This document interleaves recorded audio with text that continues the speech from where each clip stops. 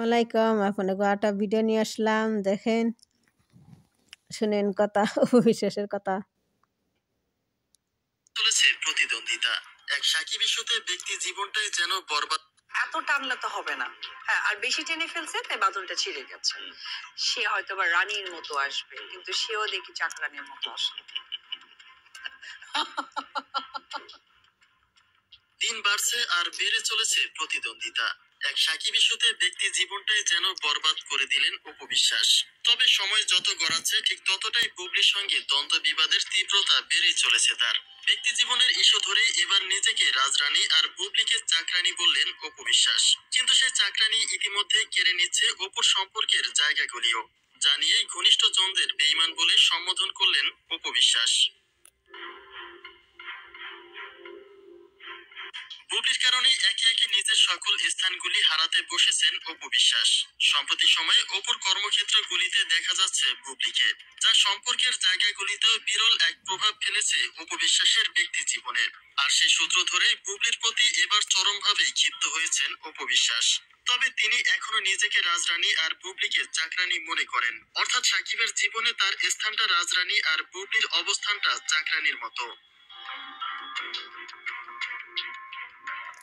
অপু বলেন, সাকিব তো এখনো বুবলিকে স্ত্রী বলে স্বীকারই করেননি।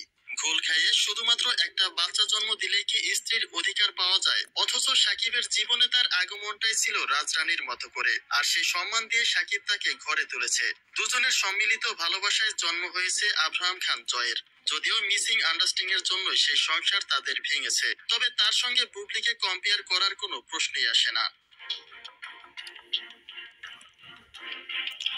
অন্যদিকে অপুর বর্তমান অবস্থাকে কেন্দ্র করে একটা আলোচনা বেশ সাড়া ফেলেছে, যে অপুর কর্মক্ষেত্র হতে ব্যক্তি জীবনের সকল অধ্যায়ের ইতি ঘটাতে চলেছেন বুবলি। প্রবাদে একটা কথা আছে, নিজে যাকে বড় বলে সেই বড় নয়। লোকে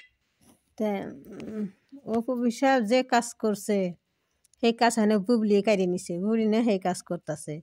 তো আগে অপু বিশ্বাসের সংসারে যে ঢুকছাল, অপুর সংসার কাড়ি নিয়ে সংসার করা চাইছাল, তা পারে নাই। খালি মধ্যে একটা বাচ্চাই বানাইছে, বাস, আর কিছু করা পার নাই।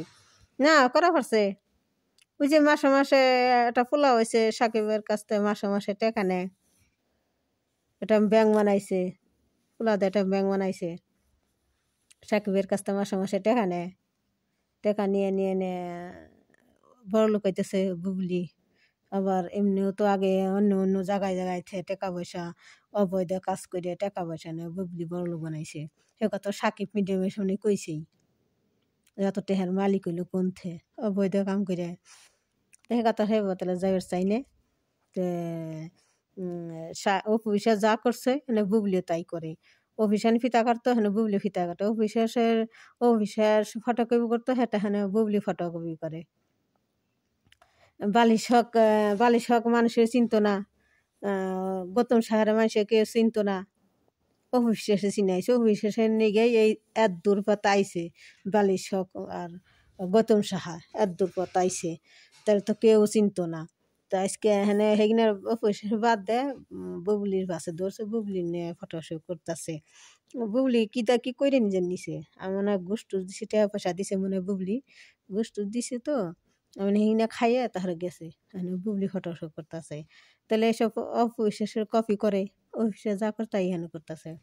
তো একটা কামই করে না অপু বিশ্বাস, কোনটা মানুষের বাথরুমে যে লুকায় না, আর মানুষের অন্যের স্বামী কায়দা নিয়ে নিজের সংসার করে না, এই দুই জিনিসটার অপু বিশ্বাস করে না। আর অপু বিশ্বাসে যা করে সব কিছু বুবলি কপি করে। তো আমার ভিডিওটা আপনারা দেখেন, লাইক করেন, কমেন্ট করেন, শেয়ার করেন। আসসালামু আলাইকুম।